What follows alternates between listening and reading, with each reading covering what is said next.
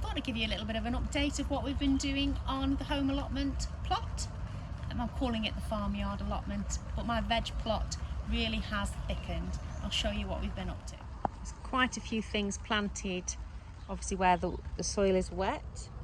I'm planning on potentially making a hotbed on this side early in the year to start things off, which is why I've not done anything with that side for now. We don't have any livestock in at the moment, so I don't have anything with fresh muck to give a bit of heat in there. I thought if I did it sort of November, December time, then by the time I wanted to plant, sort of February time, it won't be quite as hot as it would be when it was completely fresh. But that's the plan for that side, to just make something hotter for over the depths of winter. This is what I wanted though, to be able to look out of the polytunnel, nice big wide centre path. My dream is a couple of bean arches there. All of these beds are 2.4 by 1.2 metres up here. Just meant a 4.8 metre length of wood. Yorkshire boarding we've used is not wasted. So there's 10 beds up here. That's going to be a lot of growing next year. I've made these two beds, they're no wider, but I've made them longer, so they're 3.6 metres by 1.2, just because of the depth of the fruit cage. And the plan for there is, again, there'll probably be a pumpkin arch to walk up through, and I'll have squashes and courgettes in there, which need more space to trail. Fruit cage still needs a better fastening than a piece of Velcro. Got the beds in here. Grapevine will be growing up the centre so it can sort of go out. In front of the polytunnel I'm going to have two sort of thin beds, just sort of separating the door channel each side and sort of protecting you from hitting it, or anything from sort of hitting it. And I'll probably have two thin beds, long beds each side of the polytunnel, maybe alpines in this side. It'll be a bit more shaded because this is north, the north side, obviously that's east there, but north side of the tunnel. And going to have another bed here with some pollinators, and probably have a bench here with a couple of little things each side. I'll just show you the compost bins because we put those in yesterday. They're here behind me.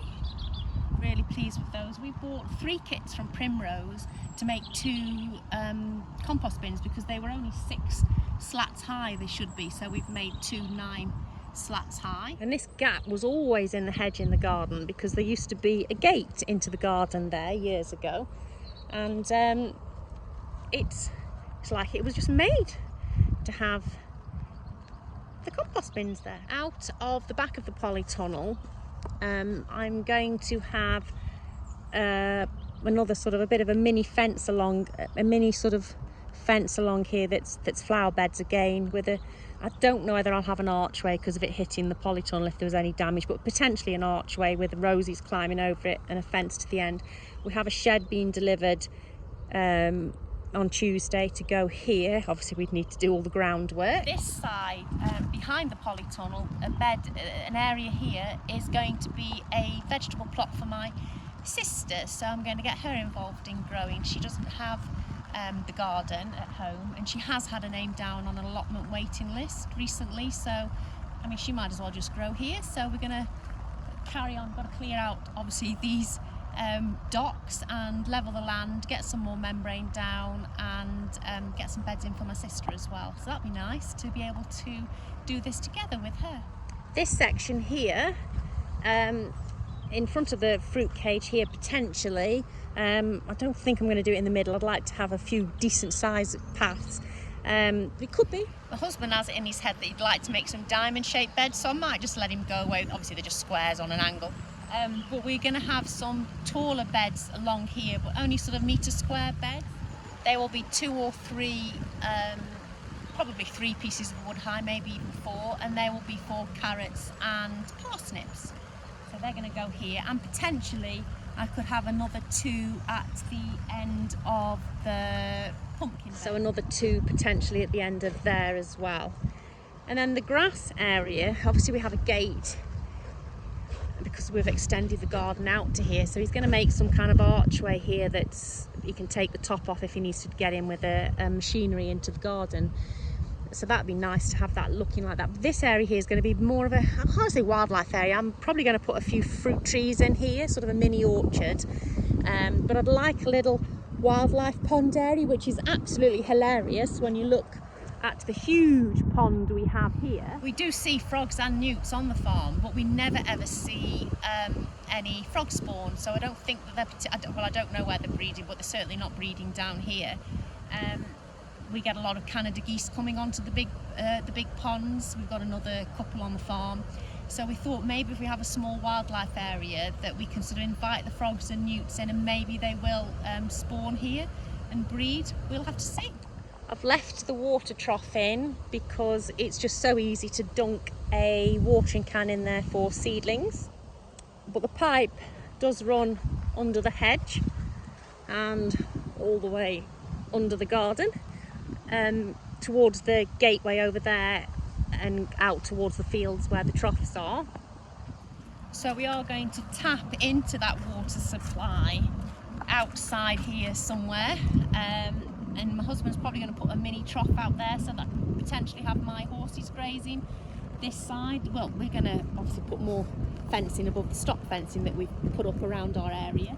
Oh yes, I forgot to show you that. Yeah, we fenced the whole thing in. There has been a short video of him using the telehandler to do that, but yeah, it's all fenced in now. So it just needs another hot wire on top, and then we'll probably put an electric fence wire outside of it for the livestock, well, horses. But yeah, so he's going to put a water trough outside there for horses, and then put a stand tap against the pipe here so that myself and my sister can obviously get to plenty of space for watering. So yeah, paths are going to be wood chip, I think. We were going to go for gravel, but I think that might prove to be a bit of a nightmare. And so yeah, wood chip we need next. If there's any advice in the comments, please, on where to get some decent wood chip from. I want some hardwood wood chip, I don't want softwood, so that's going to be a big expense as well. And yeah, I've been using, the soil that I have has been from Quality Garden Supplies. You can see this bag here. This is, I don't know how well that'll show on a photo because it is raining here.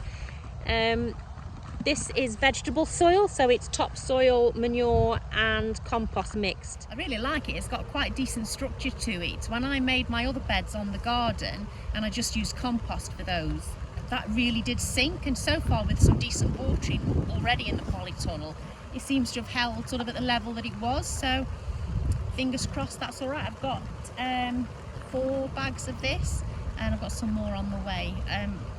I don't need it yet. I'm not going to fill all of these beds now. I'm going to put some garlic in, and I might bring the spring cabbages into here for overwintering, but we just sort of had to put everything out so that we knew sort of what we were doing with our plan before I start filling anything with soil. I needed to sort of have the full plan in place.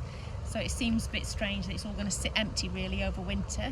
But bit by bit I'll get some muck in them and get some soil in ready for early in the new year.